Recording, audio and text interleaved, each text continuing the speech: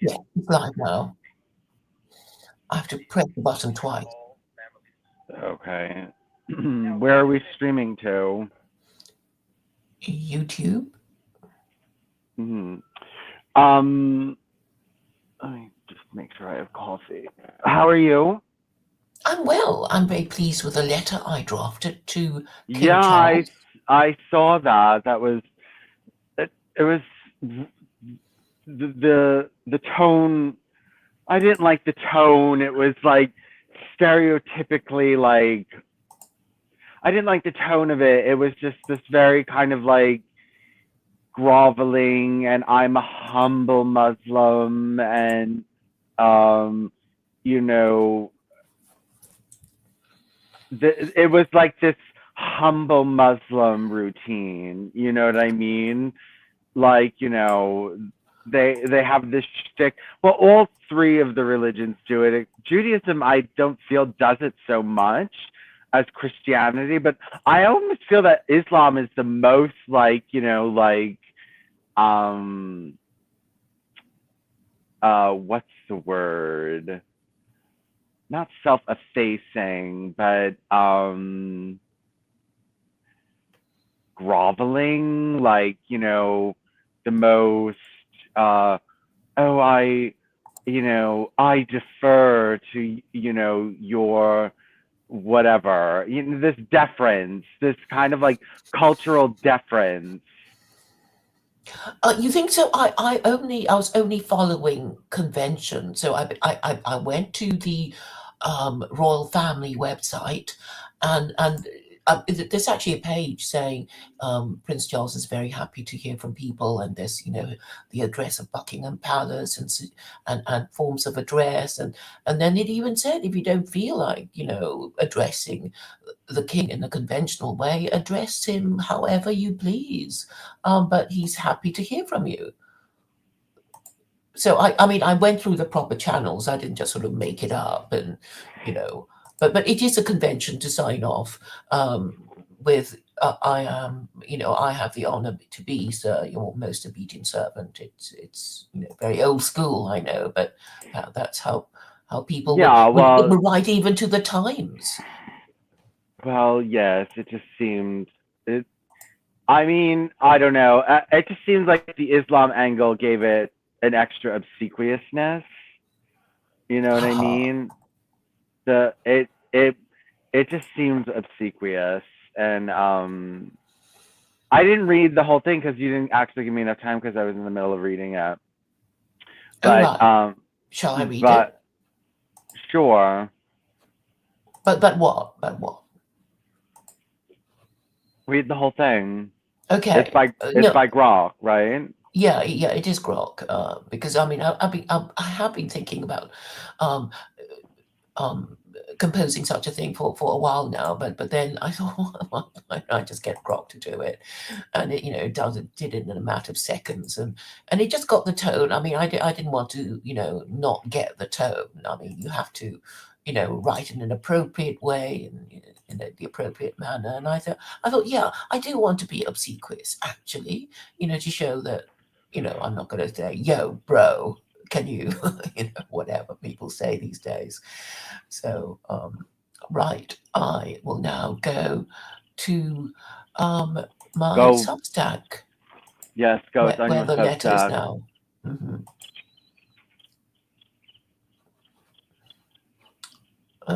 right, I need to click on it as well. Sorry about that. And also, I must make sure that I click this this stream, or people won't come in the numbers we hope, and every little bit helps. Okay, and now I will begin to read from the suggested letter to King Charles from the Umar. To His Majesty the King, Buckingham Palace, London, SW1A1AA. Sir, greetings and blessings upon you. Yeah, I'm not sure about this. But anyway, let's carry on in the obsequious mode.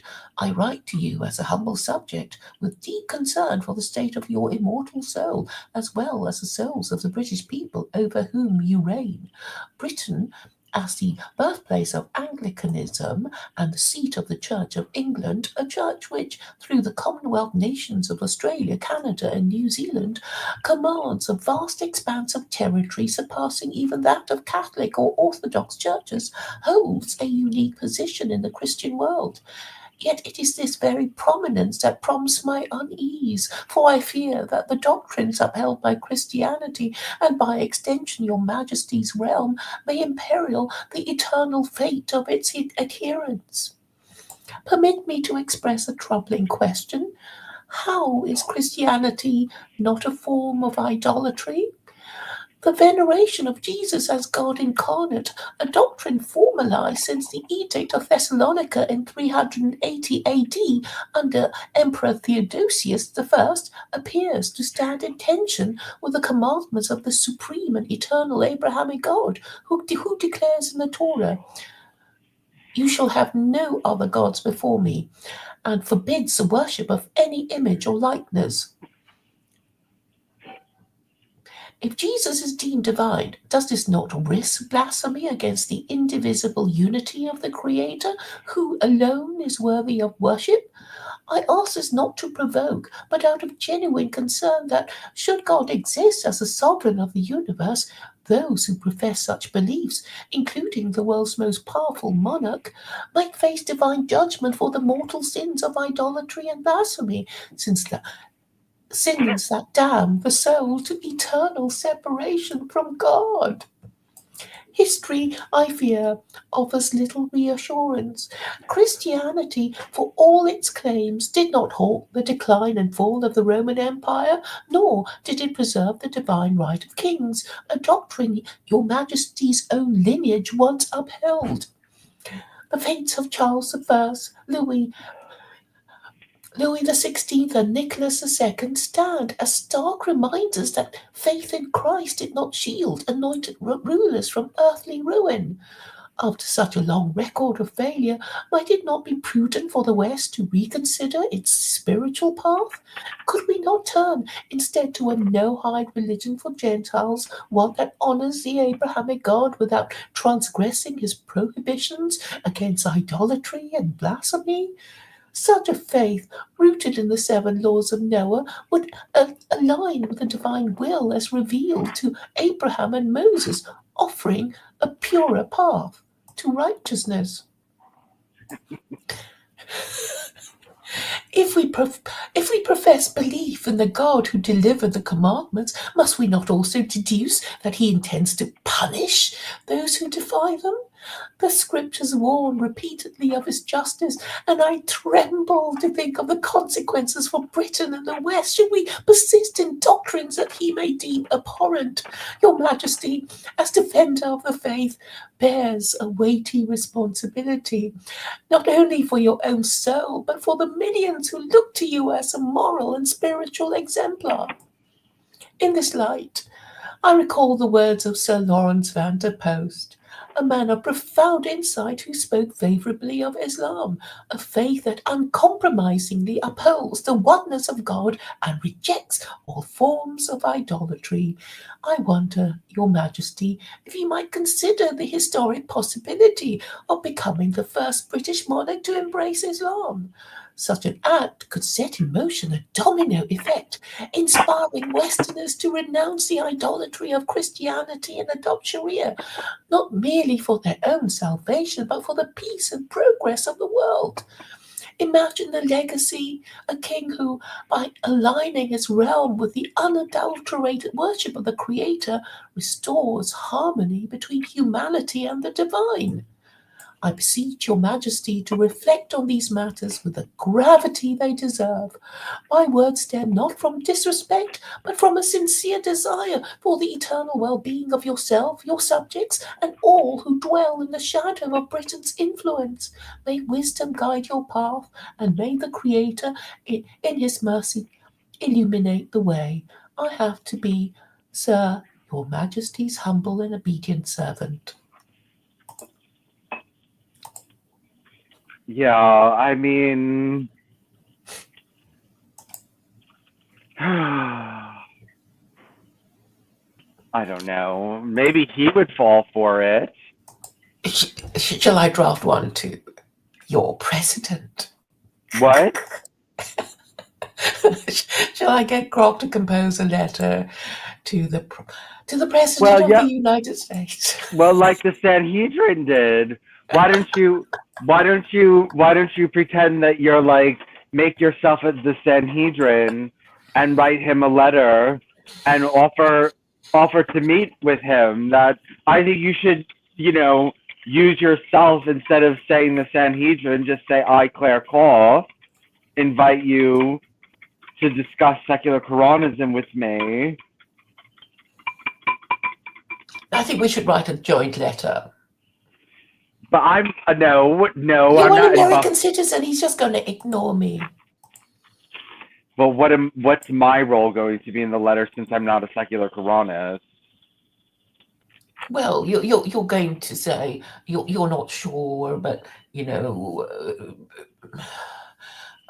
if you're the no, actually, I guess I have to persuade you to become a secular Koranist, because otherwise you won't do it properly, because you would be the first secular Koranist in America, and then you can do all the Mr. President things, writing to him and stuff, and then you might get a job at CNN or something as DFD mediator. Yes. So, yeah, I mean, after this, you're going to have to make your own grok.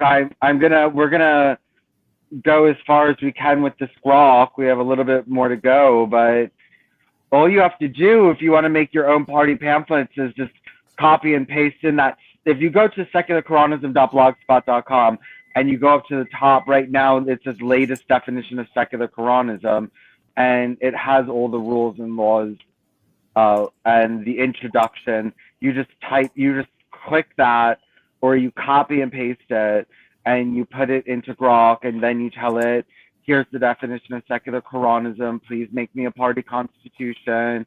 Please make me a political manifesto. Blah, blah, blah, blah, blah. But yeah, actually, you should encourage anyone to do it. You should encourage anyone to make their own secular Koranist political party. Well, they won't be nerdy enough to do that, will they? Why not? I'm nerdy enough.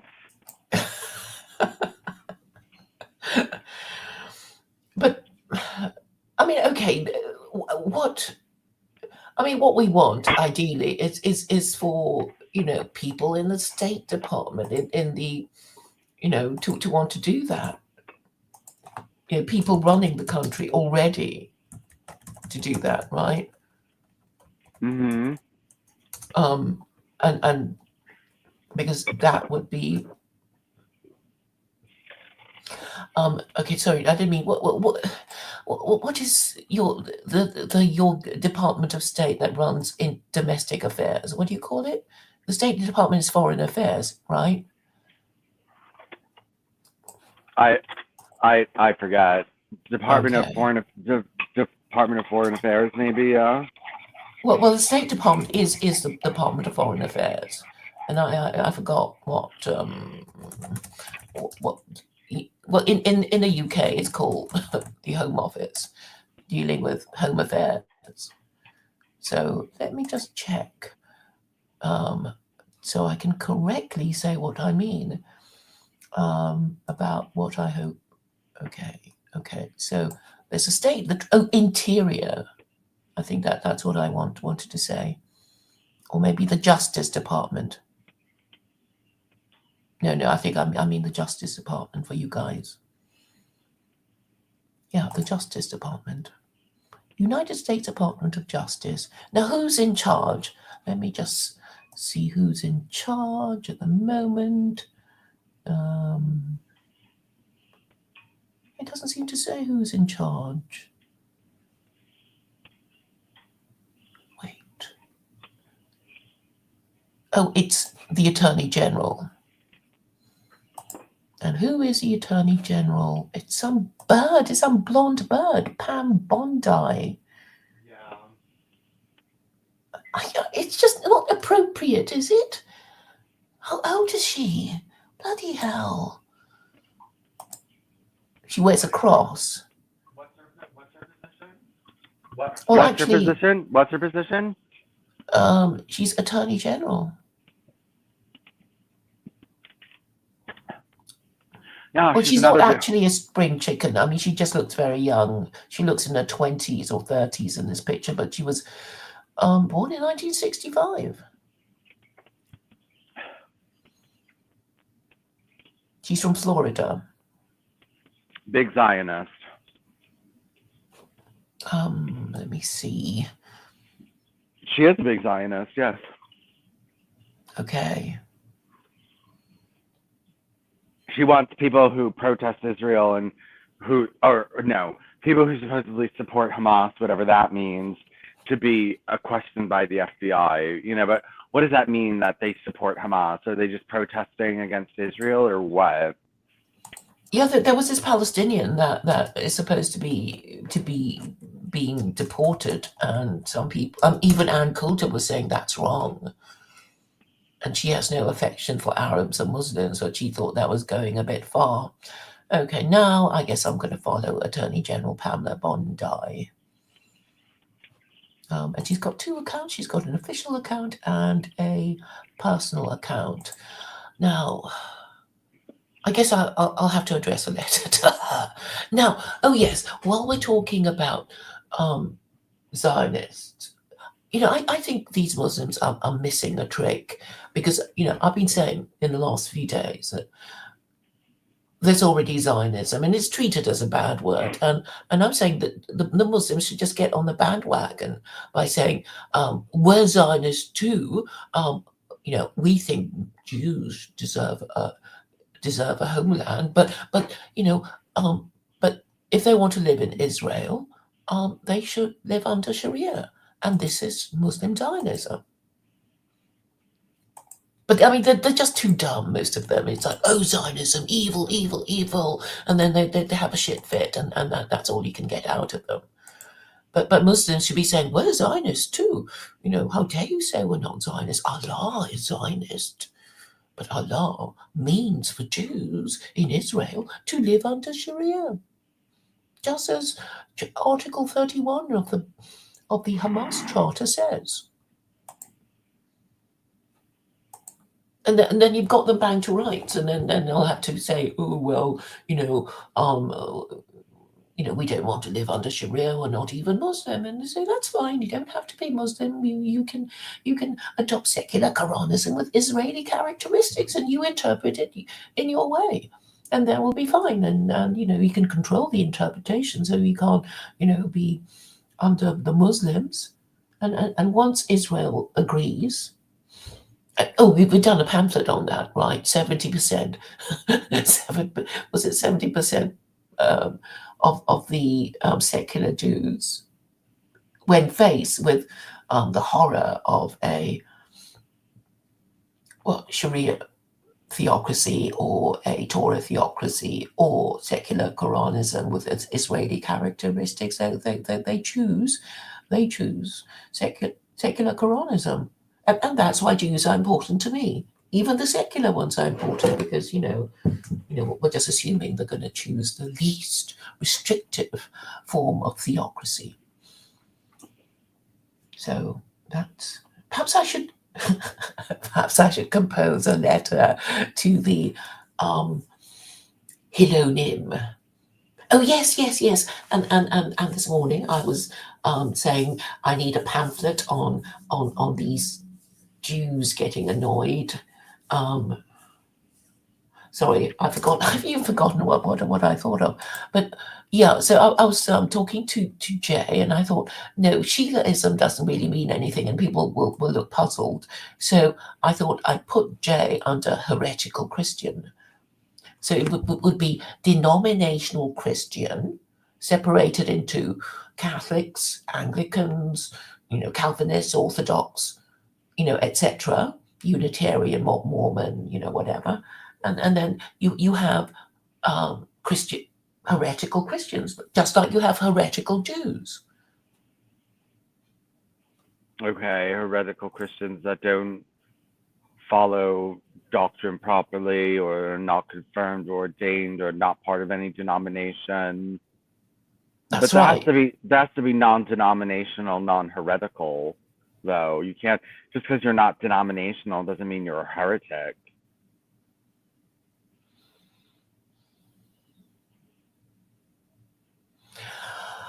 If you're not under one church, you don't even qualify to be called Christian. Unless you say, but I'm Christian too, because I follow Jesus and blah, blah, blah. And then they go, Yeah. yeah, but it's like, well, how do you follow Jesus? And they can't really say. So non-denominational people will be classified as heretics? Yeah.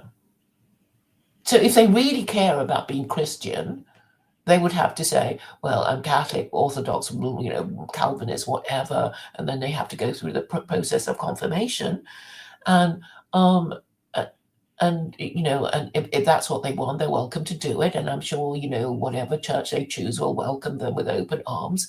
But for those who still want to be called Christian and hate the idea of you know going to any of these churches, they'll have to call themselves heretics because you know what's their problem? Why are they heretics? What have they done that's made them heretics? Because they don't qualify, right? They don't qualify to be called Calvinists, Catholics, whatever, but they still want to be called Christian. And Okay, so just make it category Christian non-denominational. Okay, Claire, this is what you want to do. You think that this is going to like not cause you problems? Go ahead, Claire. But this is just like you just give yourself more and more. If you're gonna, lots of people are Christian that are not officially part of any church, yet they follow the Bible and they don't have heretical doctrines. You know what I mean? Heresy is, Jehovah's Witnesses are heretics by saying that Jesus isn't God. I mean, but most non-denominational Christians don't go that far and say, come up with unusual doctrines like that. well, Jay, um, well, okay, Jay holds a book by somebody called Emmett Fox, who was a kind of now what he was, some kind of Christian. I've forgotten what he was, but he basically wrote for okay, his Sermon on the Mount is for AA, right? So let me just Mm. and I Yeah, know but it Emmett made Fox. more sense when you called him. You should make a difference between Christian Sheilas and Christian non-denominationals. Those are, I think, two separate. I think somebody who's just not taking Christianity seriously and adding every little thing they want to it, whatever they want, is different than someone who follows the Bible completely yet just does not go to church. Okay, so you think that there should be a category called non-denominational Christian, but then Jay will just say, well, I'm one of those. No, but that no, the well, first of all, I thought the government assigned it to you where you got well, anyway, so non-denominational Christian Jay will just say he's one of those. Wait, Yeah, hold he on one. will, and he's got heretical views. Okay, so then non. Okay, Claire, you're giving yourself a No, big. no, okay, no, okay, no, we can do it slowly. So we're going to talk about Emmett Fox for a bit, because Emmett Fox wrote Sermon on the Mount, and according to his Wikipedia entry, he's described as being an Irish New Thought spiritual leader of the 20th century, primarily through the years of the Great Depression, until his death in 1951. Fox's large Divine Science Church services were held in New York City, He is today considered a spiritual godparent of Alcoholics Anonymous. So now we have to look up the Church of Divine Science. And, I'm afraid they will be considered heretics. Well, okay, so we'll read about their beliefs. The Churches of Divine Science is a religious movement within the wider New Thought movement. The group was formalized in San Francisco in the 1880s under Melinda Kramer. In March 1888, Kramer and her husband Frank chartered the Home College of Spiritual Science. 2 months later, Kramer changed the name of the school to the Home College of Divine Science. After the 1906 San Francisco earthquake and Kramer's death, could you mute, please, Vincent? The headquarters moved to Colorado. It established its headquarters in Denver and later moved the base of its operations to Pueblo, wherever that is. Divine Science defines itself as an organized teaching pertaining to God and the manifestation of God in creation. It holds that its foundation truth is that limitless being, God is good, is equally present everywhere, and is the all of everything. I mean, that sounds cultish already. It defines God as pure spirit, absolute, changeless, eternal, manifesting in and as all creation, yet also transcending creation. And that evil is therefore neither necessary nor permanent, and has no reality within itself, but has existence only so long as human beings support it by believing in it. Like other New Thought churches, Divine Science considers healing very important and emulates the work of Jesus Christ, who in the New Testament cures many people. The Denver church's founder, Nona Brooks, it always seems to be women for some reason, stated, "The whole of Divine Science is a practice of the presence of God. Truth comes from the Bible, affirmative prayer, contemplation, and meditation, and the practice of the presence of God here and now." So let's continue. History, beginning. The church's official founders were Melinda Kramer and Nona L. Brooks, with Fanny Brooks James, Alethea Brooks Small, and Kate Bingham also playing decisive roles. It's women. Both Phineas Quimby and Emma Curtis Hopkins, noted New Thought leader of the day, were direct influences. Now, Phineas Quimby rings a bell. Does it ring a bell with you? Maybe not. Nona Brooks was introduced to Hopkins's teachings through a student of Hopkins in Pueblo, Colorado. This student was most likely Kate Bingham, who lived in Pueblo and was the second wife of Frank Bingham, a noted rancher. What'd you say? Claire, yes, no, I was on mute. Phineas Quimby is who Mary Baker Eddy stole from. She plagiarized Phineas Quimby. Right. I thought that name rang a bell. It is. Phineas Quimby is who she stole from. So these people were influenced by Phineas Quimby? That's right. Oh, interesting. And let me continue because it does mention Christian Science in the sentence I'm about to read out to you. Okay, I'll just repeat. This student was most likely Kate Bingham, who lived in Pueblo and was the second wife of Frank Bingham, a noted rancher. Kate Bingham had been exposed to the tenets of Christian Science on a trip she made to Chicago in the 1870s. A doctor in Pueblo had told a pregnant Kate that if she gave birth, she would die. Kate then went east to have her pregnancy terminated, there being no doctors in Colorado who would perform the operation at that time.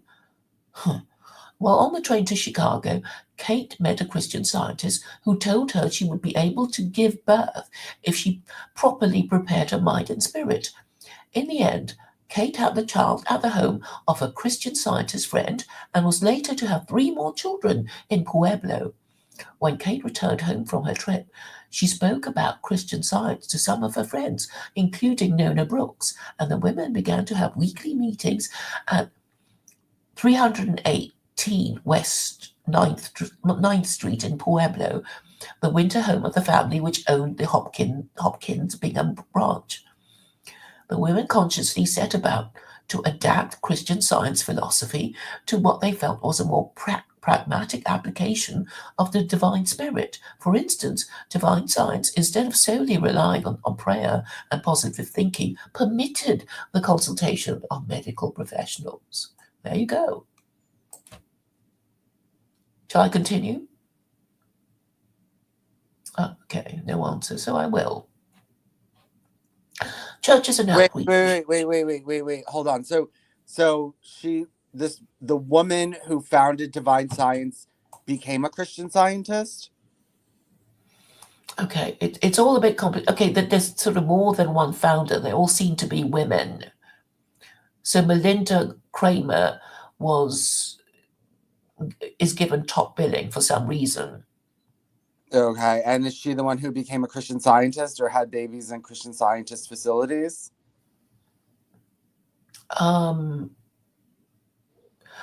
Okay, the church's official founders were Melinda Kramer and Nona Brooks. Okay, and below them were Fanny Brooks James, Alethea Brooks Small, and Kate Bingham, who played decisive roles.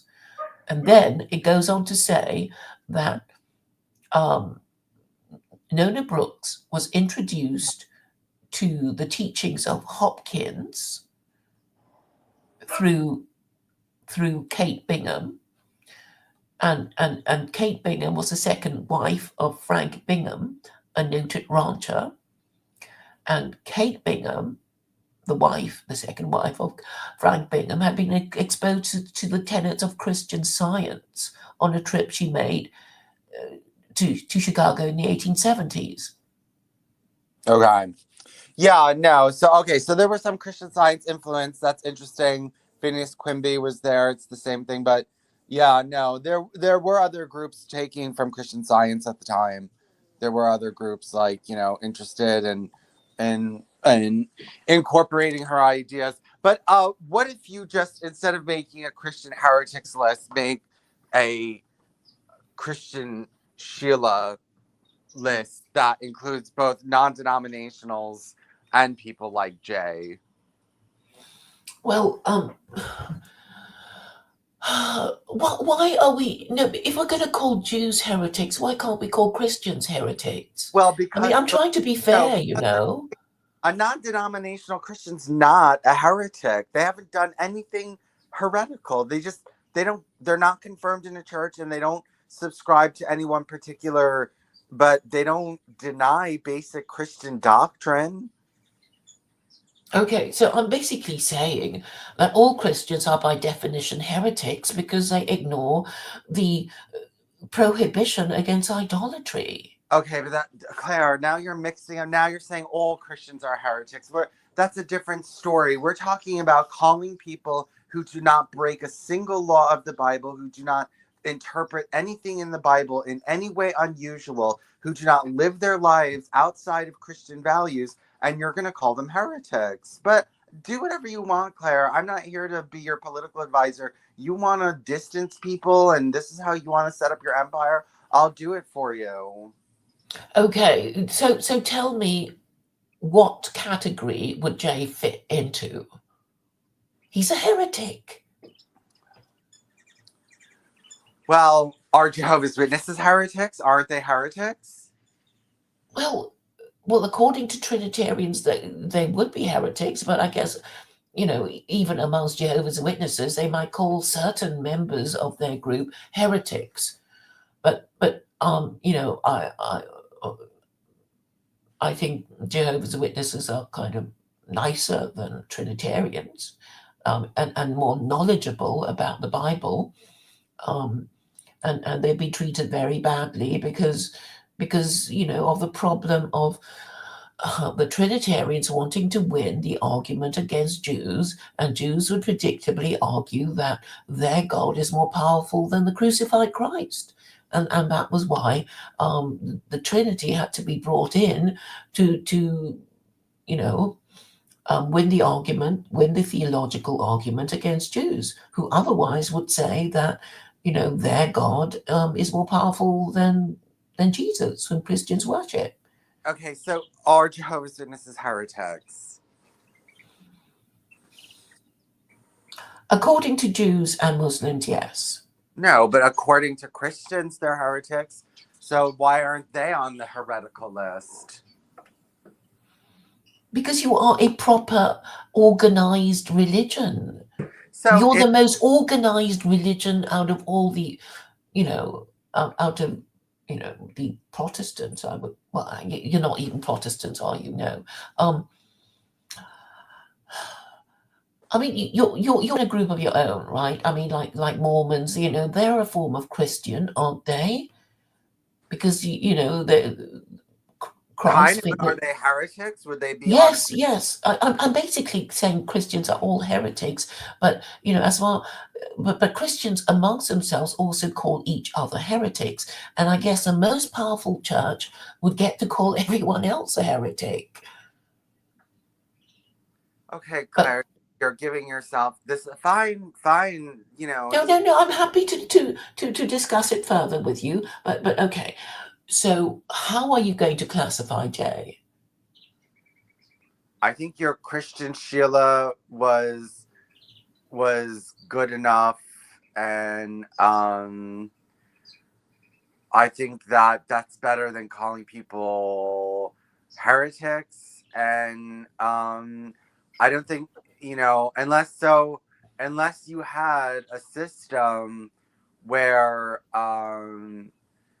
so if you're confirmed in a church, you get marked down, or baptized in a church, you get marked down as that. If you're not confirmed in a church, then I guess you have to take a test of belief to see how Christian you really are. And if you're, not able to check off all the boxes, I believe in the Trinity, I believe in this, I believe in that, I believe in this, I believe in that, then you go on a Christian Sheila list. But if you remain within Christian doctrine but are just non-denominational, you go on a non-denominational list. But do you not see that even this Sheilaism, this term, is really just a polite way of saying heretic? Okay, well then you can have non-denominational and heretic, but they can't be on if you want heretics and non-denominational on the same list, first of all, you're going to alienate a lot of people. A lot of people in America are non-denominational. It's not like 0.0%. It's a lot. Look, I'm already calling the Catholics and the big churches that idolaters and blasphemers. I mean, we might as well go the whole hog. Okay, fine. That's what you want. That's what you'll get. Okay, get. Okay. I need to kind of talk it through to myself. So, because even calling Jay, Jay's kind of belief, Sheilaism, is already calling him a heretic. But I thought I wanted to make it quite clear. And instead, people say Sheilaism. I've never heard of such a thing. What's that? So, and then I thought I'm already calling Jews heretics. So why not call Christians heretics? So yeah, I'm going for the heretic label. And if you're okay, but let me address my mind to these people who call themselves, who say, well, I believe in the Trinity, I just don't go to church. And then yeah, I'm listening. I'm just on mute because I don't have my headsets and I'm giving my birds their bath, so I'm listening. Okay. So I mean, I could, if I were being polite, I guess, say you can be an unaffiliated Christian, right? Somebody who wants to consider themselves Christian but don't have a church, but then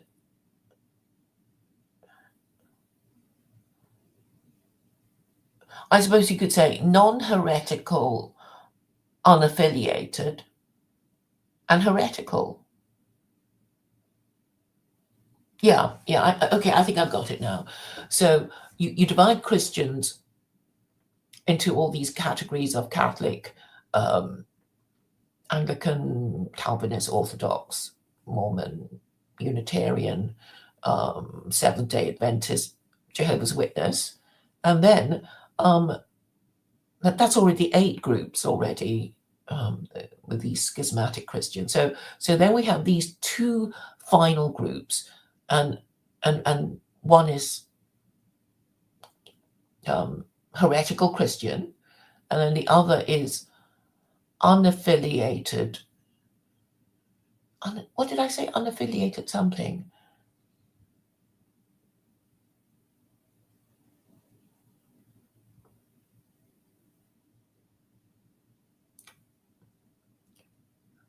Okay, so one is unaffiliated and one is heretical. So you're saying there will be these Christians who say, I don't want to go to church, but I inwardly I'm Christian. I instead of going to church, I read the Bible, and I have never expressed any heretical views. So it's like, okay, if you want to, if you want to remain Christian, you can put yourself under unaffiliated Christian.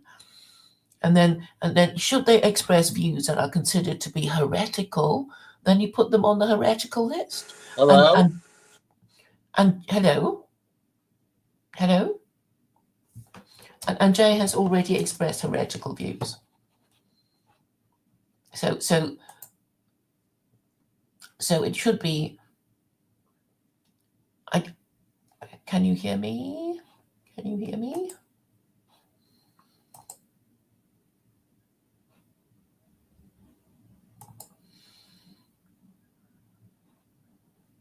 Okay.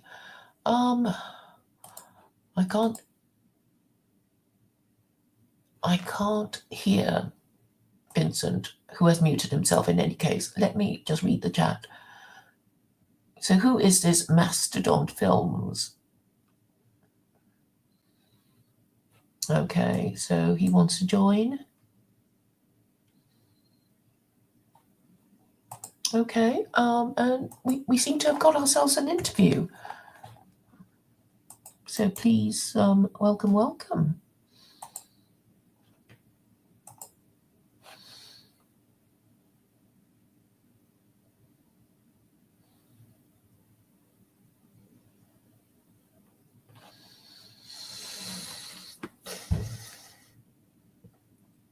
Yeah, so we'll have to divide.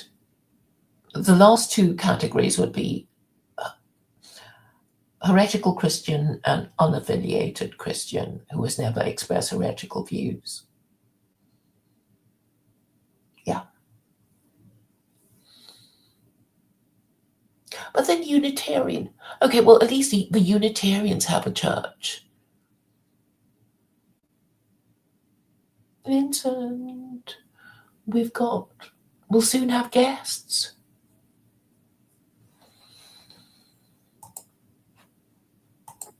Hi, I'm almost done. Okay, you can hear what I've been saying. You've got 2 fans. 2 Vincent fans.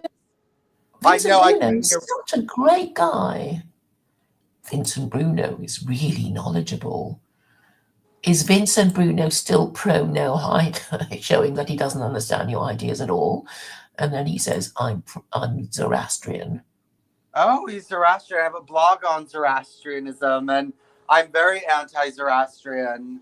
But actually, there's a Zoroastrian Noahide. There's a Zoroastrian Noahide alliance a little bit through Freemasonry, especially. So the Freemasons codified or gave Zoroastrians their Noahide certification way back in the day, and in the Lodge of Calcutta, the Lodge of Great Britain wrote to them and said, "Oh, you're so lucky because there's so many Zoroastrians in India, and they're natural born Noahides and stuff like that." And then, actually, there's a whole section go to either stopnoahidelaw.blogspot.com and type in Zoroastrian or Parsi.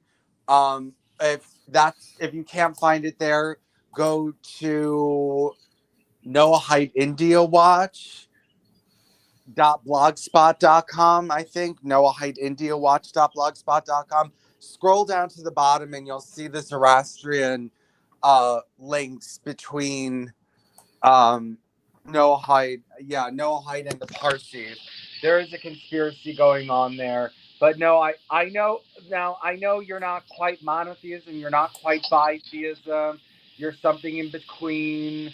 You're something in between those two things. But I am anti-bitheism, and also I have a website exposing what I didn't like your behavior in India towards Jews, which I'm not Hindu anymore. I've left Hinduism. But it's called theparsylist.blogspot.com. Theparsylist.blogspot.com. And all the kind of intrigues and negative impact the Parsis had on India. But let me just say Noahide India. Yeah, NoahIdeIndiaWatch.blogspot.com. Scroll all the way down to the bottom. You'll see something called the Parsi Connection. British Indian Freemason Noahidization of the Parsis. Why is it relevant that the Noahide laws allowed incest because of Parsis? Major Parsi Zoroastrian organization aids in the Noahide infiltration of Harvard's Near East Studies program. Author alludes to the Parsi Zoroastrians inherited and preserved the Noahide laws in Persia as recorded in Apocrypha. Freemason author behind the new Parsi Christian Noahide ideology. So I do have quite a bit Parsis. I do have that whole blog on the Parsis, the Parsylist.blogspot.com. Yeah, I have a lot of information on the Parsis. Now, who's coming? Someone's coming to interview us? Well, they haven't. They're not backstage, but anyway, I've posted your profile, your blogger profile, and I also posted Noahide India Watch blogspot.com. Okay. So they can come back later for it. But so far, nobody has arrived.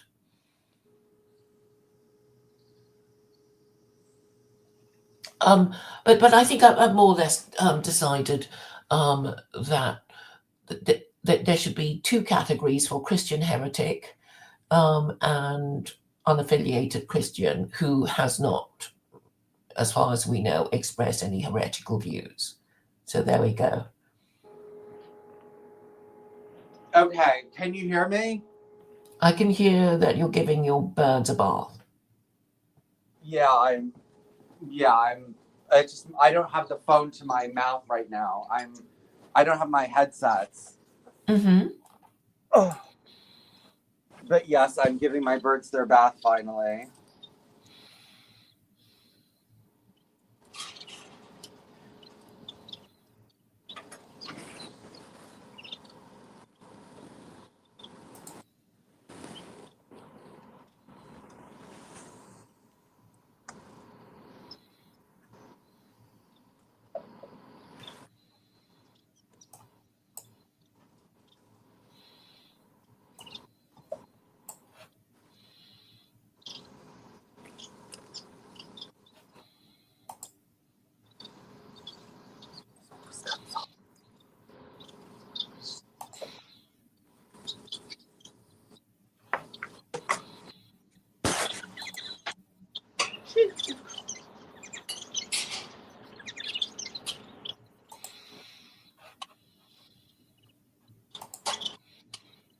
I'm going to Otto's channel to see whether he's got a proper channel or not. Who's Otto? Oh, The Swedish journalist who apparently wants to interview us, but who appears to have left. okay.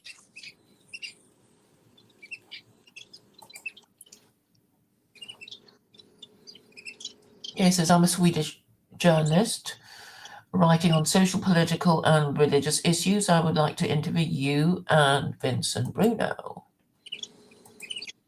That's what he said. Yeah. But I bet you know. What? Oh, so he's got one of those channels that have no content. Okay, well, that's interesting.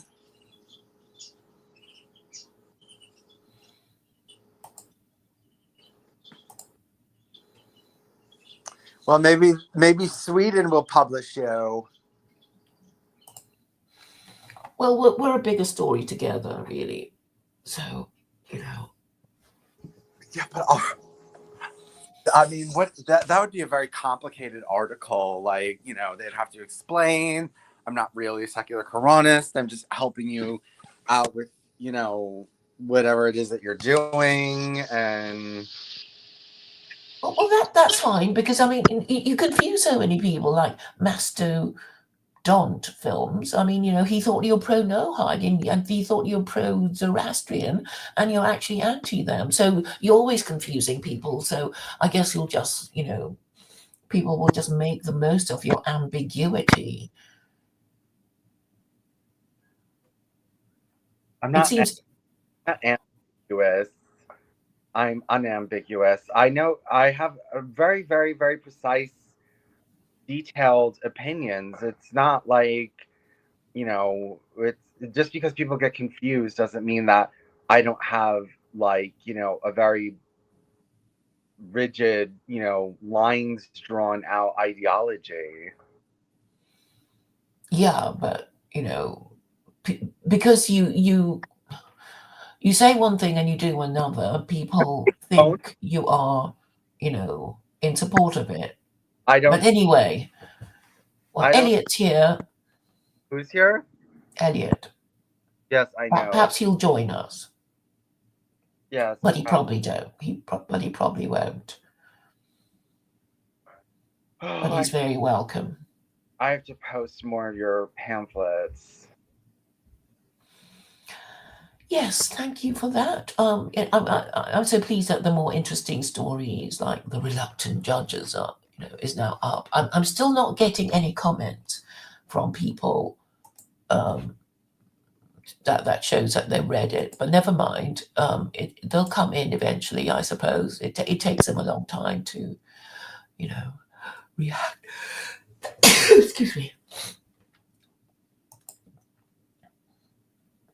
Well, since we started posting this month, the posts are up like 4,500%, the views. What you're saying? You got 4,000 more views Oh, since. it went up 4,500% from last month.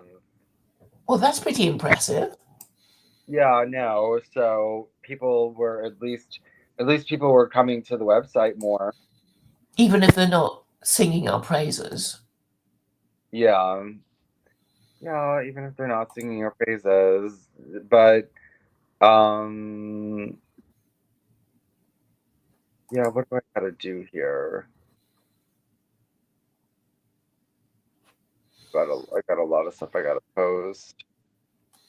So I basically posted that suggested letter from the Ummah to King Charles, and a few Muslims have expressed an interest in it.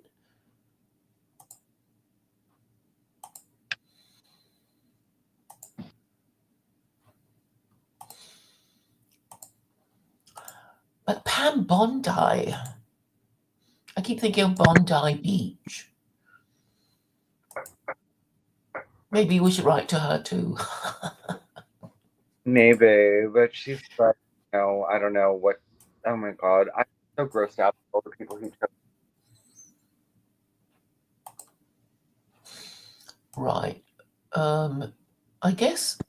Shall I just carry on reading about the Church of the Divine Science? Because okay, so I'm kind of thinking of like Jay probably won't like being called a heretic, and then he'll say, but I'm Church of Divine Science, right?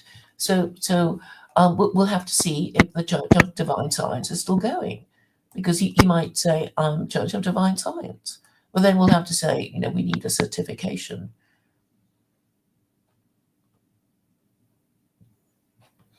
So let's have a read through of churches and an outreach of Church of Divine Science.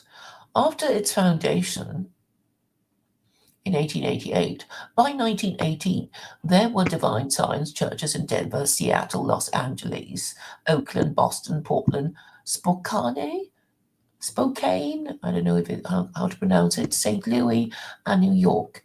By 1925, churches had opened in Los Angeles, San Diego, Sacramento, Topeka, Washington, D.C., Cleveland, Illinois, and Iowa. Today, Divine Science has churches in Denver, Washington, D.C., Greater St. Louis, 3 churches, Roanoke, Virginia, 2 churches, San Antonio, Texas, Pueblo, Colorado, San Jose, California, and other locations. So it hasn't completely died out. But Jay, if he wants to, would have to get, some certification. According to published data, there were 7,000 members in 1935. Vincent, would you mind muting because you're making a scratchy noise? And 7,107 in 1953. But subsequent figures are not available. In recent years, Divine Science, with few site-based churches, has expanded its presence through cyber ministries and email ministries. Northwood Resources in Wisconsin provides many materials online. In addition, Symphony of Love in Santa Fe issues a weekly email lesson free of charge and has an international outreach. Symphony of Love is a group member of the Divine Science Federation, the denominational headquarters in INTA, International New Thought Alliance. In addition, there is a web-based ministry in New York State focusing on the teachings and legacy of Emmett Fox, a Divine Science minister who preached at the first Church of Divine Science in New York City. His became the largest church audience in the US during the Depression and held weekly services for 5,500 at the New York Hippodrome until 1938, and after that at Carnegie Hall. Influences. Many New Thought leaders have been associated with Divine Science, including Charles Fillmore and Myrtle Fillmore, founders of Unity Church, and Ernest Holmes and Fenwick Holmes, both of whom were ordained Divine Science ministers who would go on to found religious science in 1927. So there you go.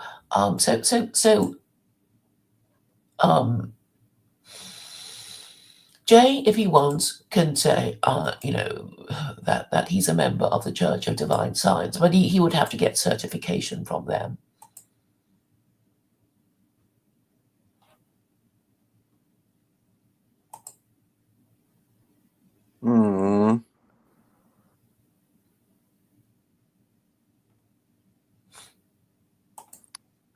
But anyway, I don't think he's going to say he's not going to pin himself down, Claire.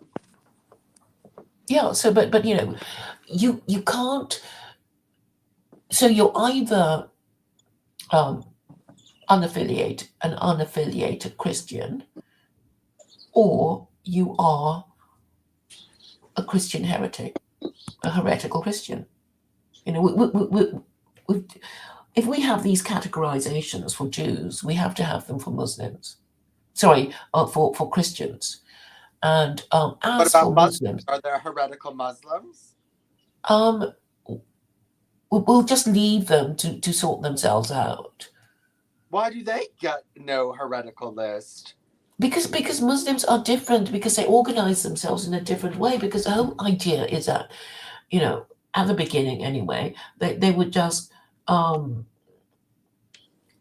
agree, once they've conquered a country, and then that country will say, okay, we'll adopt Sharia, and then they do it in their own way. Different countries will do it in their different way, in their different ways, and that's why you have all these different branches of Islamic jurisprudence.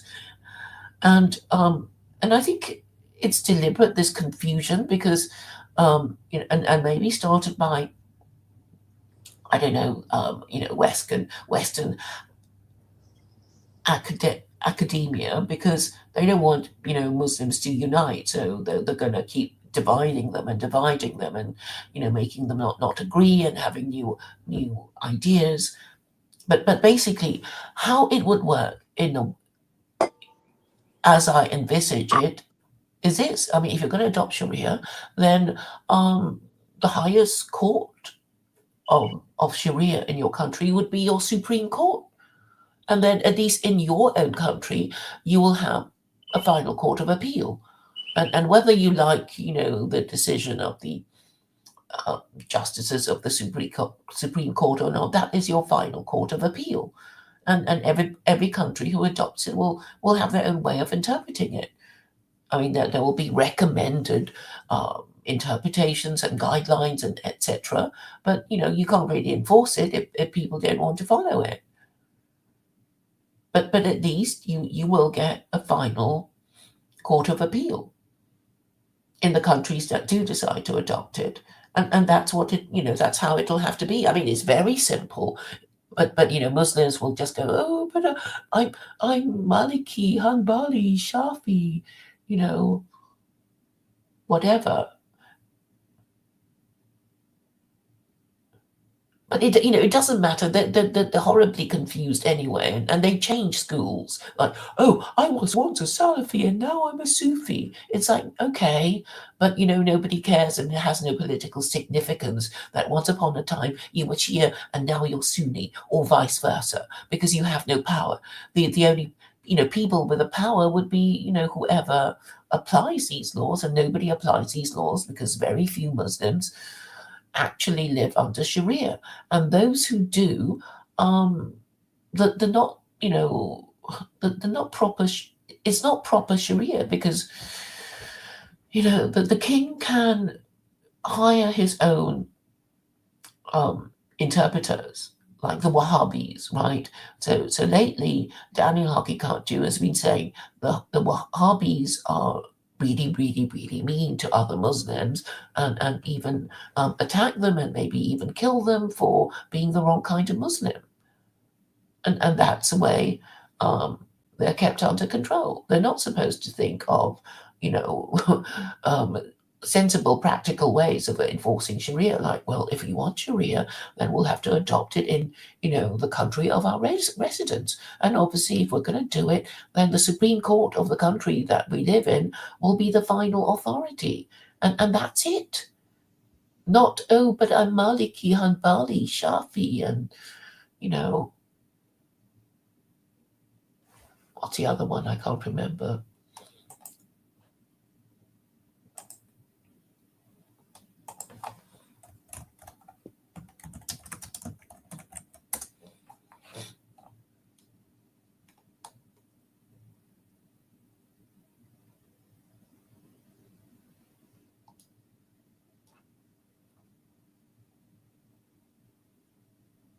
Hanafi, Hanbali, Maliki, Shafi.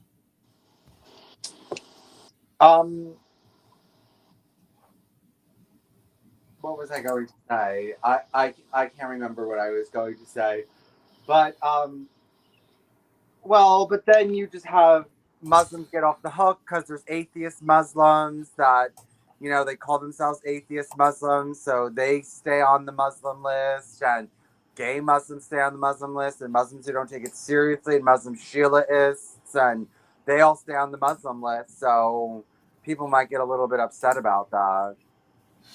Well, I don't think it's really a problem, because, okay, even amongst Jews who are on the Torah Jew list, they'll be policing each other. Like, oh, I didn't see you at shul, last Saturday. Where were you? Oh, I thought I saw you, on your way to some football match or whatever.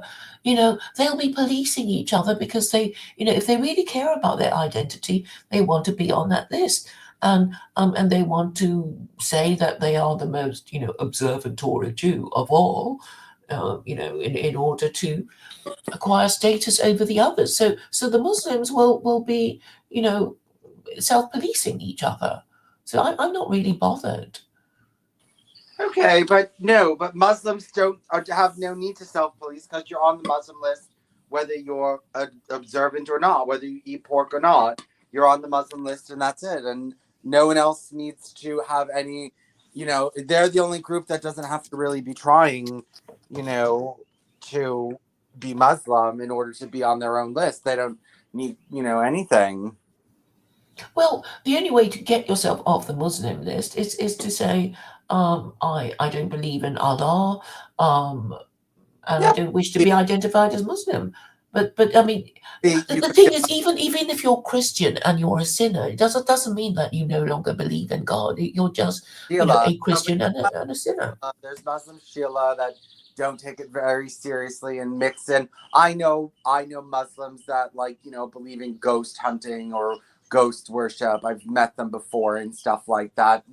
They're not taking the religion very seriously, and you would allow them, even though they're mixing in other ideologies like ghost worship.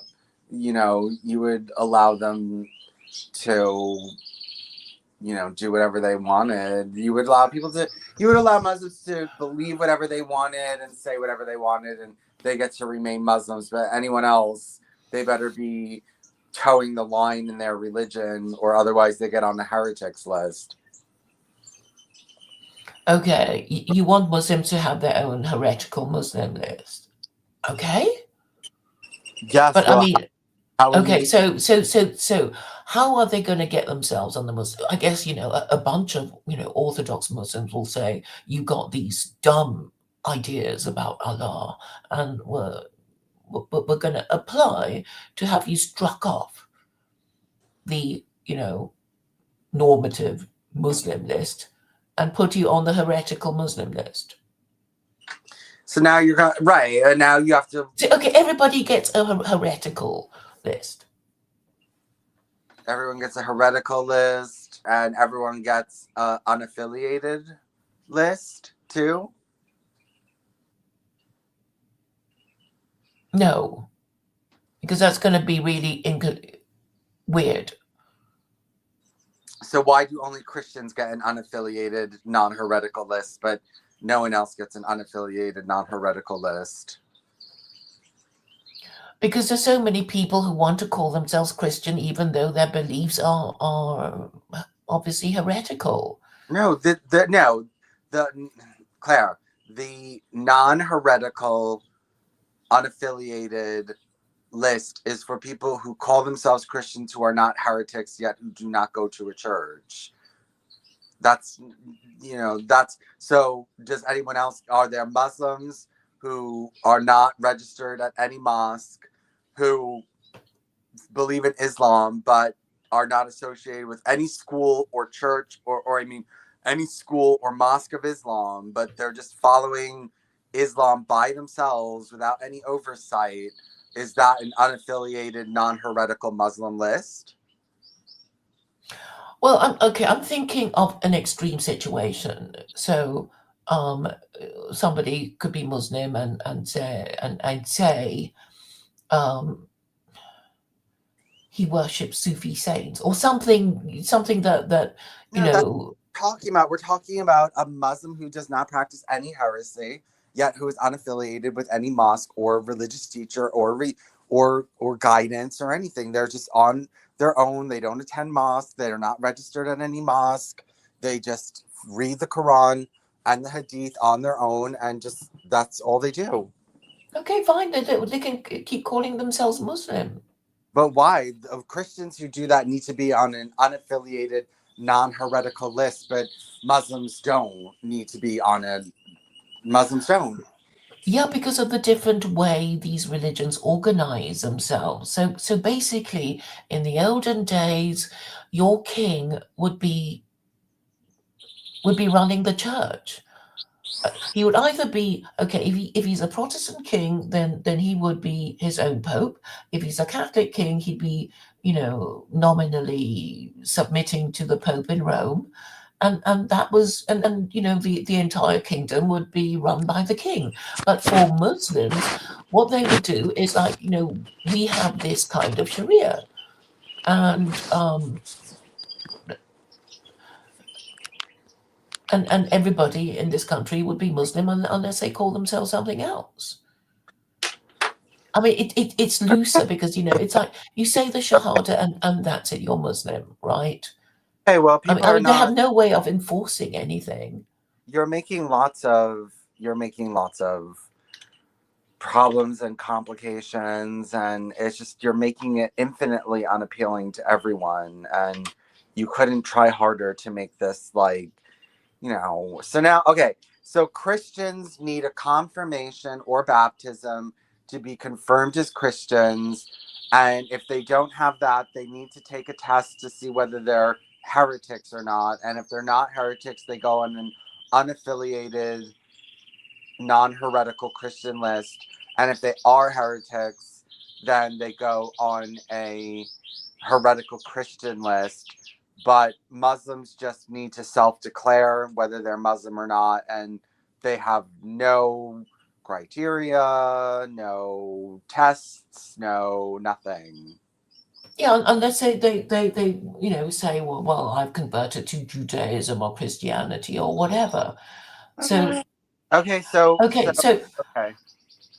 yeah, Okay, but for, fine. for Christians, I mean, you're just disrespecting the churches if you're just saying anybody can call themselves Christian. Well, just you're disrespecting the mosques if you're just saying anyone can call themselves Muslim. Well, I mean, you either are or you aren't. So if you call yourself That's not, Muslim, everybody kind of knows your business. If they see you, eating a ham sandwich and drinking beer at the casino, they know you're not the good okay, kind but of good. you But get away you're still with a it. Muslim, even though you're a sinner. Okay, well, the same thing with Christians, but we're talking about, if you're not affiliated with a mosque, it's whatever you put down as a Muslim. With Christians, it's not your own choice. You have to be baptized or confirmed, or you have to take a test. With Muslims, it's just self-identification. That's it. No oversight, no nothing. Hmm. Okay, fine. That's what you want. Then go ahead. Yeah, so it makes it easy for the censor. So your Easy. listeners. Well, now you need people taking tests. Now you need to have testing centers where people go in to test out of being heretics. No, no, because what would happen is people don't want to be on the heretic list, right? Okay, Okay. think of yourself as somebody as being Jay. So he keeps going on about being Christian. So he obviously wants to identify as Christian, but he fits into no category. He's not confirmed. He doesn't want to get himself confirmed. And but okay, let's say he does care enough. So he'll say, I am a member of the Church of Divine Science. That's the most he can do, right? Because his Bible is not the New Testament, but Emmett Fox's Sermon on the Mount. Okay, but you're gonna have to find when you go to someone's door and you ask them what's your religion, and they say I'm non-denominational. Well, you have to figure out whether that's non-denominational heretic or non-denominational non-heretic.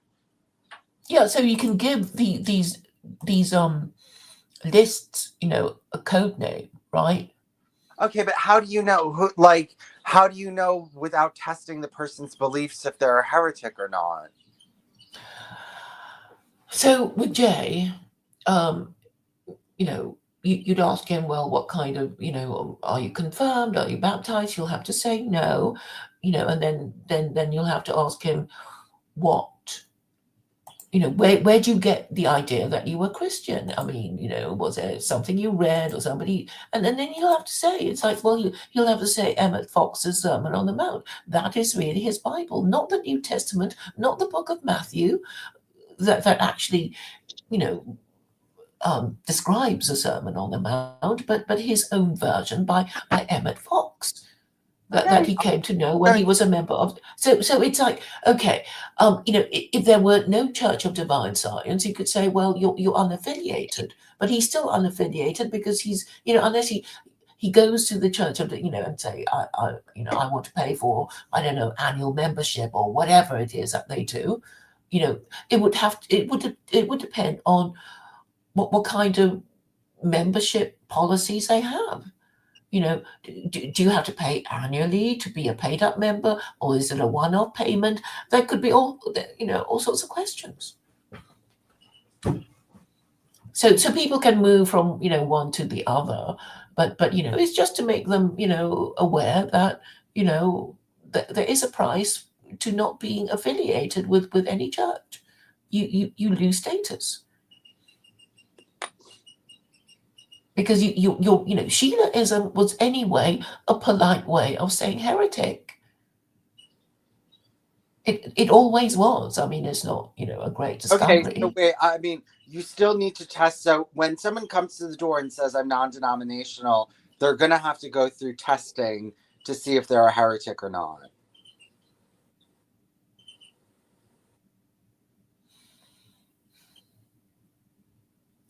No, so in the case of Jay, if he wants to attach himself to the Church of Divine Science, he has to give proof that he's a paid up member.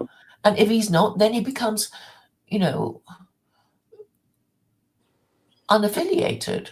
Unaffiliated heretic or non-heretic?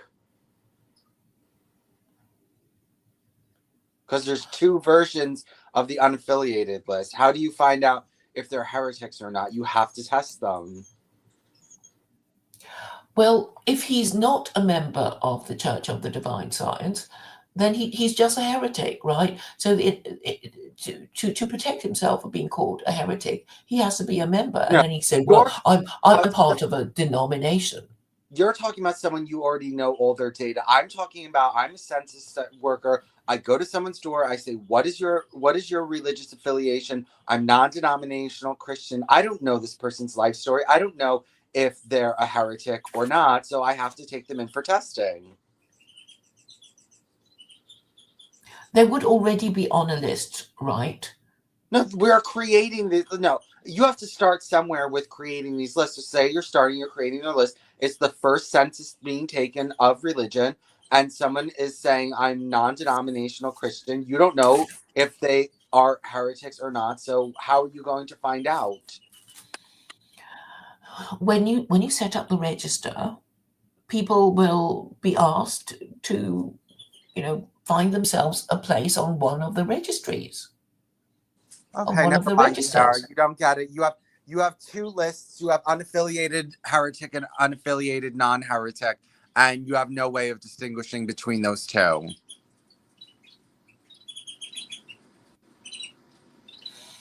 The unaffiliated would be a Christian that has not expressed heretical views, right? You're going to find out when you go to someone's door and you're taking their census data. How are you going to know what to check off without testing their belief system? You would need some kind of rubric about what is heresy in Christianity and what is not, and you would need to ask them questions to see where they fit in. Are they unaffiliated heretic or unaffiliated non-heretic? This is not a matter of, knocking on people's door like somebody conducting a census. It would be, you need to go to the SKPA office to register yourself. And then, if they say, oh, I'm a Jew, which kind of Jew, a Torah Jew, have you got your rabbi certification, blah, blah, there would be these procedures, right? And it's the same for Christians, like, I'm a Christian, what kind of Christian, blah, blah, blah, you need confirmation certificate, blah, blah, blah. And then, okay, so somebody like Jay goes up. He wants to identify as Christian. He hasn't got a it's like we can let him be unaffiliated,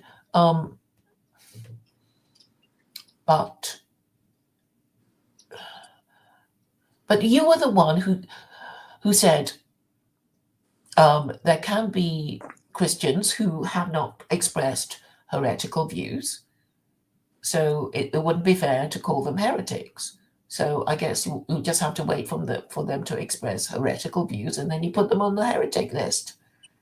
Okay, so non-denominational, unaffiliated Christians all get put on the unaffiliated list until they express heretical views, and then the government would put them on a Christian heretics list. Yeah. But they would be... How is the government going to find? They're just going to observe people and see who's spreading heresy?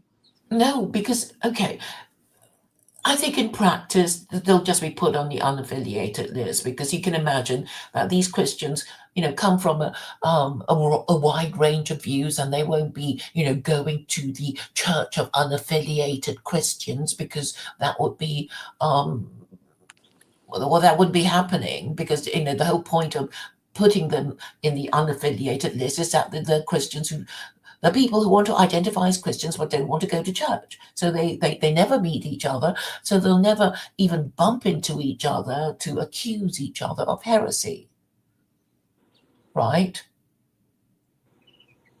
So I guess somebody like Jay would just be, I'm not baptized, I can't be bothered to get confirmed, but I still want to identify as Christian.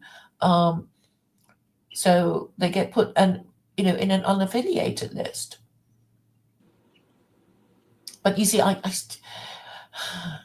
because if Jews get a heretical Jew list, I want Christians to have a heretical Christian list. But as for Muslims, you can express heretical views, and there's no penalty according to the laws of Islam anyway. Even if you if you apostatize, meaning that you say you're no longer a Muslim, then you have to go in the agnostics and atheist group. Okay, fine. So, well, okay. I just want Claire. You have to give a cogent system of how this works. So people go, they bring their if they're Christian. They go and they have to bring their confirmation or baptism certificate in order to get onto their church. Mm-hmm. If they have neither baptism nor confirmation and are not affiliated with any church, but claim to be Christian, they go on the unaffiliated list. And then how do you find out who's a heretic to put them on the Christian heretic list like Jay? Well, we'll just have to wait for them to express heretical views and then put them there. Okay, that's what I said. The government is going to monitor Christians to see who's a heretic or not and change their status without their approval, right? It would be a matter for Christians to do. So I guess, if he, talks to some Christian and then they realize he's unaffiliated and he's expressing these heretical views, they can report him to the government. But otherwise, the government isn't going to take an active interest in the beliefs of these people, because obviously you want to give respect to the properly confirmed Christians who have a higher status than unaffiliated people like Jay. Now you need a definition of what heresy is in Christianity, because any Christian will accuse any other Christian of being a heretic. I mean, you can't just let any Christian accuse someone of heresy. They would actually have to have grounds, right, that the government recognizes as true heresy. So what if they don't believe in the Trinity? Jehovah's Witnesses don't believe in the Trinity. Are they heretics too? So if you're not a Jehovah's Witness and you don't believe in the Trinity, you're a heretic. But if you're a Jehovah's Witness, you're not a heretic. Yeah, because you're an organized religion that you do have beliefs and an organization. So in order to be protected as people with Jehovah's Witnesses beliefs, they have to be a Jehovah's Witness and show a willingness to be identified with being a Jehovah's Witness. Okay, so what else besides so you have to believe in the Trinity. If you don't believe in the Trinity, you're a heretic. What else? What else could they accuse you of? That would get you on a heresy list?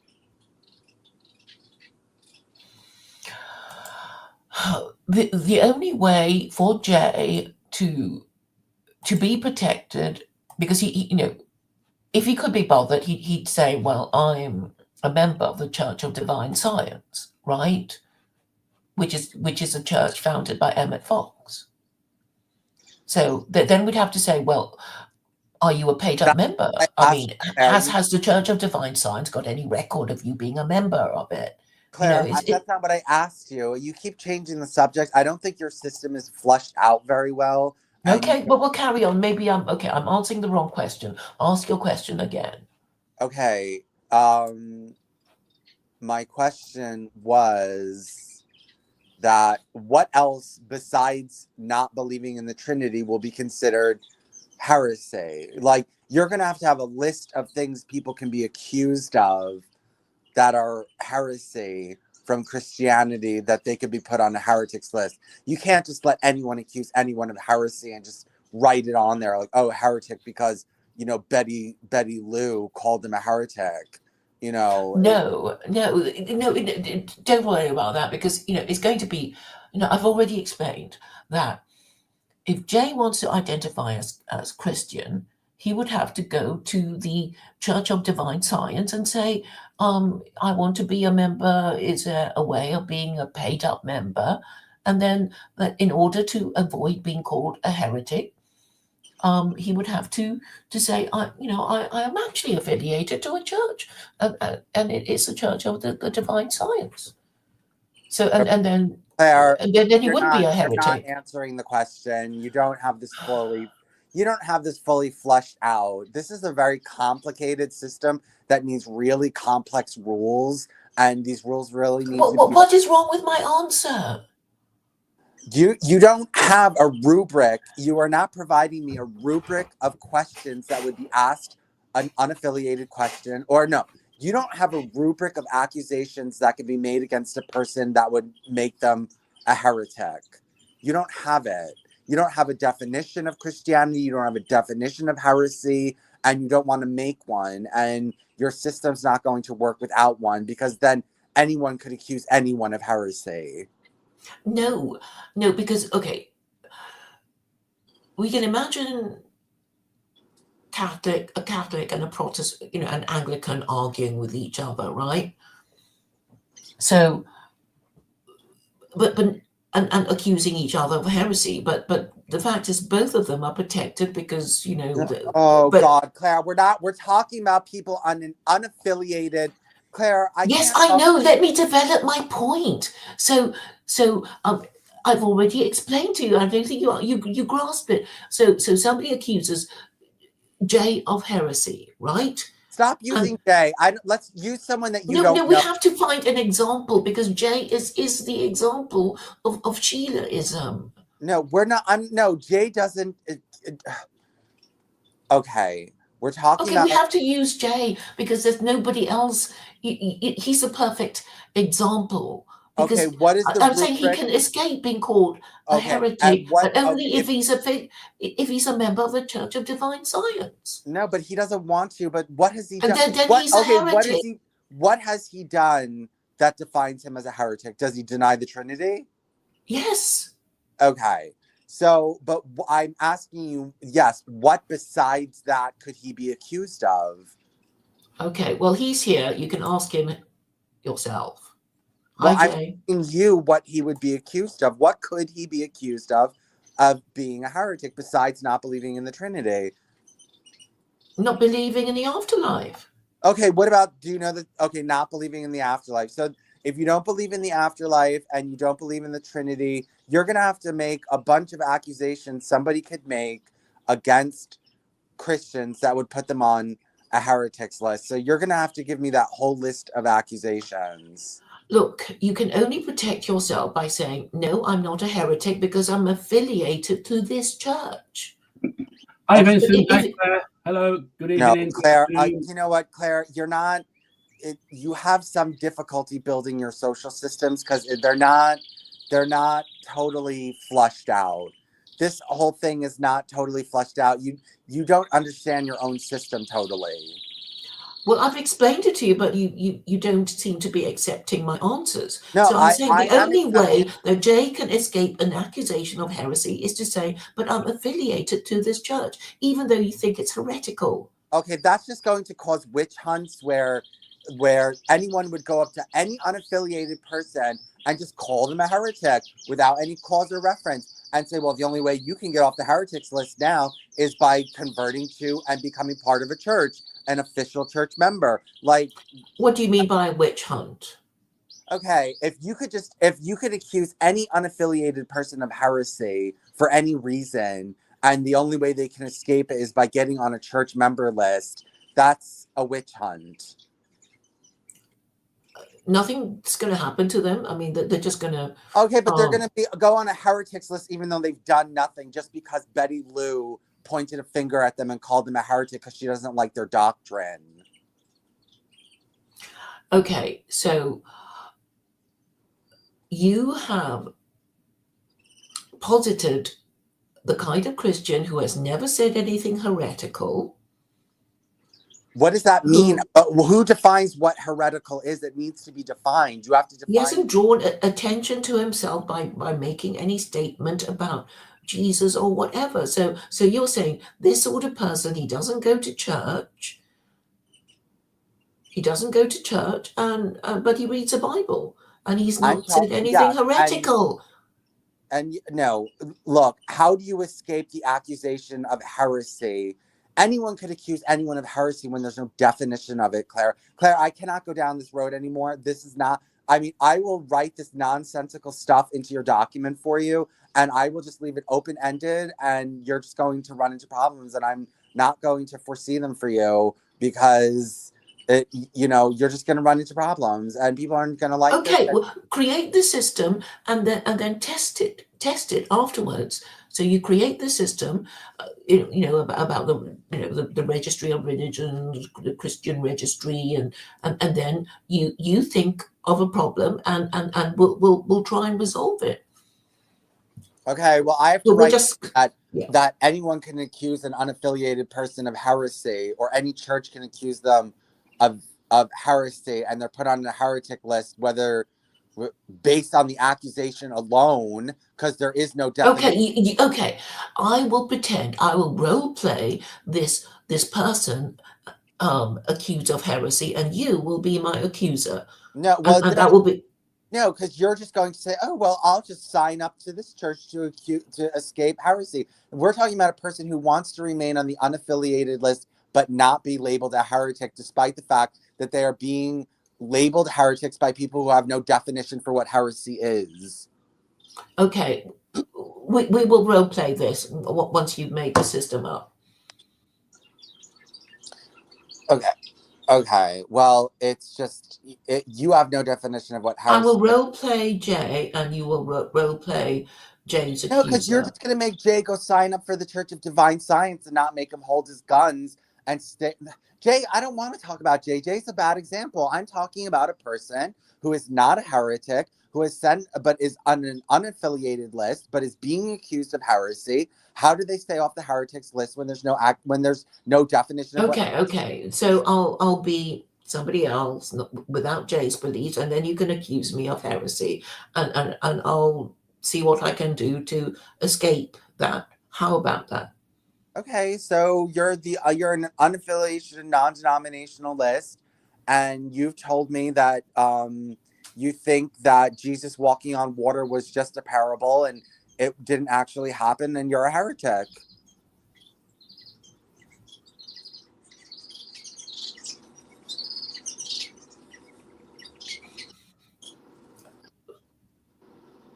Yeah, so if you're unaffiliated, you have to take care not to say anything, about your beliefs. Oh, so you get on a heresy list if you think that Jesus spoke in parables and not literally.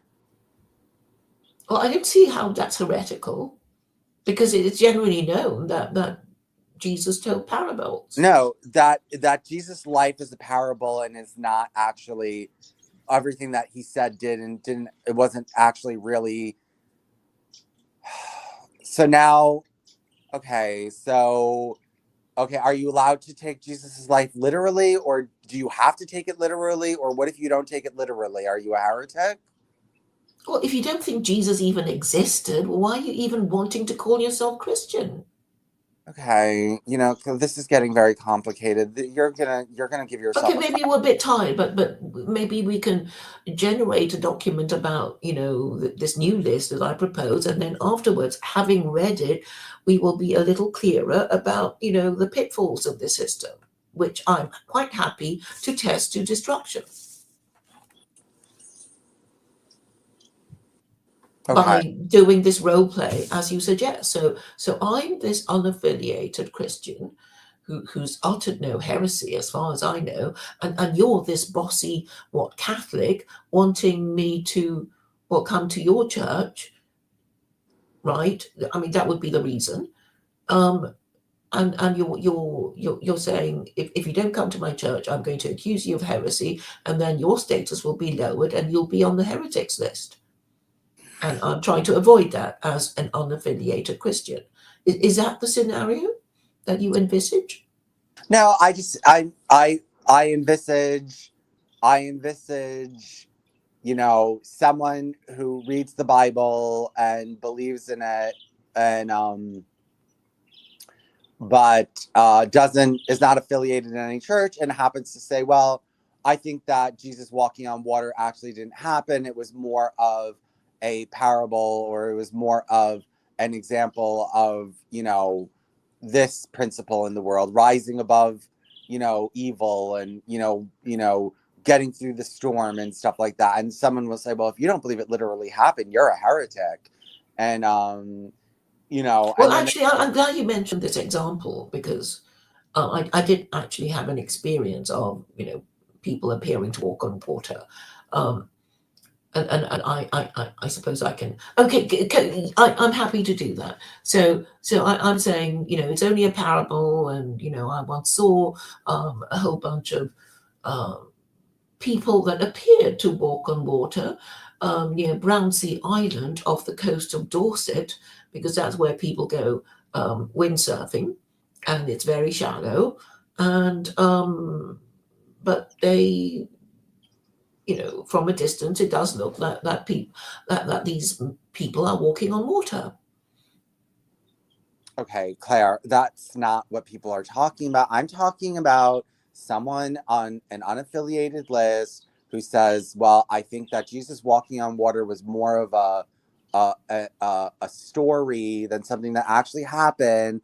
And then someone accuses them of heresy, and they want to stay off the heretic list without converting to another church, without becoming affiliated.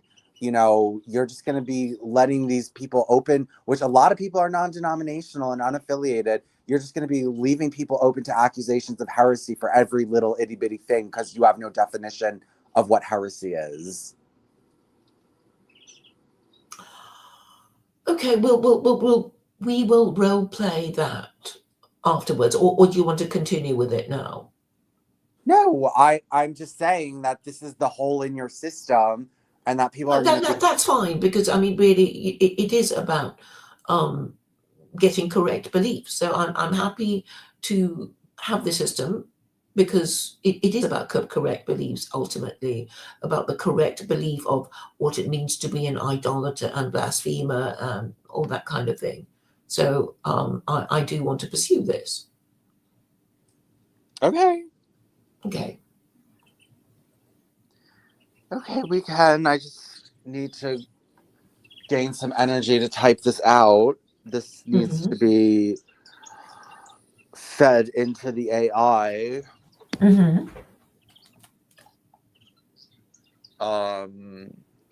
Well, Jay actually popped in, and then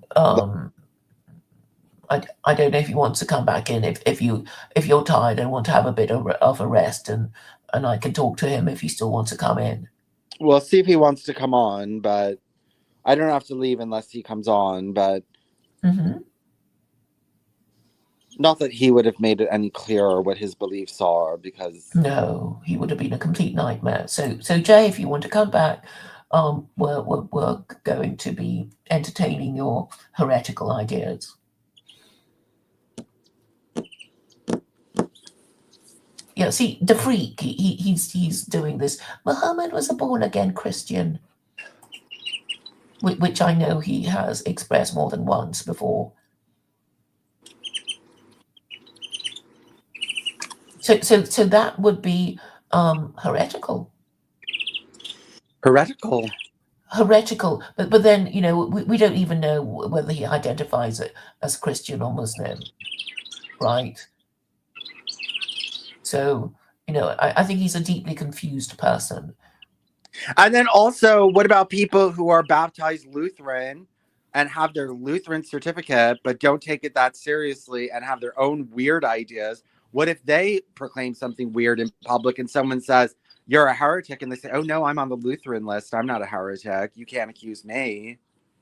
Okay, so if that person who encountered this Lutheran with its heretical views, I mean, they can report this Lutheran, this heretical Lutheran, to his church and say, well, should this person who's expressed, you better excommunicate him, or whatever.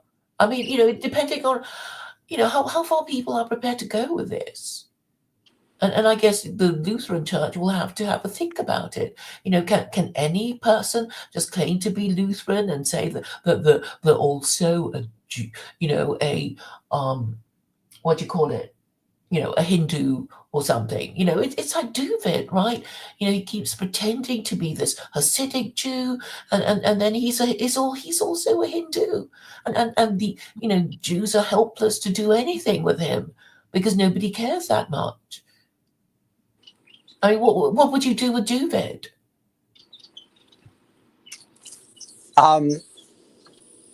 Well, if I were doing this, I would just let people self-identify, and I wouldn't get this complicated about it.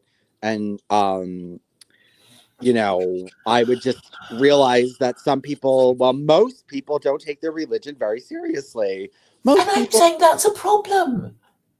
I know, but you don't think it's a problem? I wouldn't want to alienate the whole country if I told everyone that they had to believe in every itty bitty little thing their church said, or not be on that church list, or, they had to believe in every little bitty thing, or they couldn't have any heretical ideas. I would aggravate a lot of people.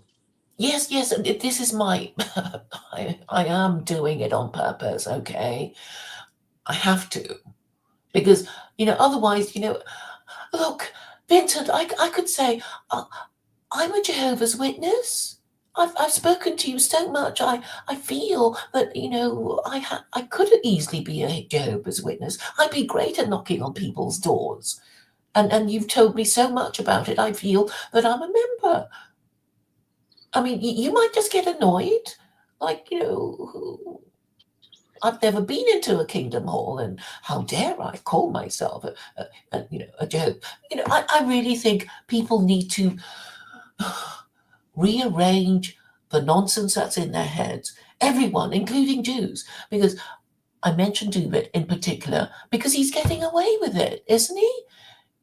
He annoys a lot of Jews because, basically he's a mamzer, right? The lower status form of Jew, because he's a Jew of mixed parentage. Only his mother is Jewish. He went to Reform synagogue, and now he's saying he's a Hindu. So, but there's no, he doesn't even go to synagogue, so it wouldn't hurt if he was excommunicated. All he gets are just sort of angry Jews online, crying out that he's a fraud and has mental health issues, or is seriously confused. But I'd say it's really Jews that need to sort themselves out. But while they're sorting themselves out, we Gentiles also need to sort ourselves out.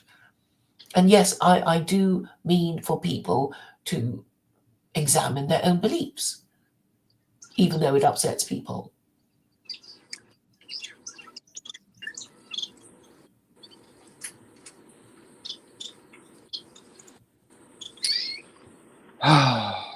Okay, well, this is your complex system, that I think is going to cause you a lot of social upheaval and complaints.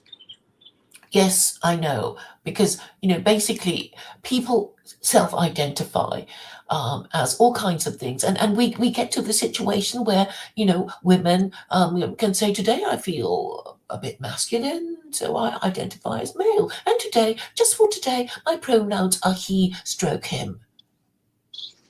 I mean, that's what people do now, isn't it? But tomorrow I will feel feminine again, and my pronouns will change from she to her.